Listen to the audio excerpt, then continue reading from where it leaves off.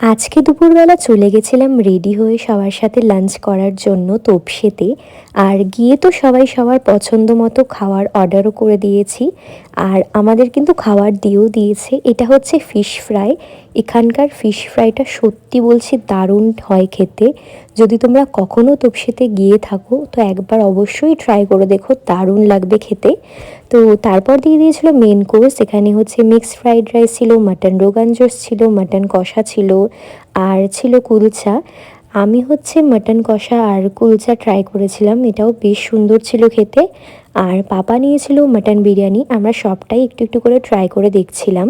তারপর নেওয়া হয়েছিল একটা ওরিও শেক আর একটা কিটক্যাট শেক। আর নেওয়া হয়েছিল হচ্ছে মকটেল।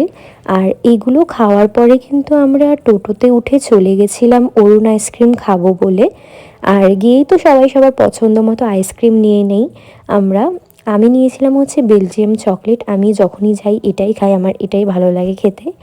আর আইসক্রিম খেয়ে আবার টোটো করে বাড়ি চলে আসলাম। তো চলো, আজকের ভিডিওটা কেমন লাগলো অবশ্যই জানিও।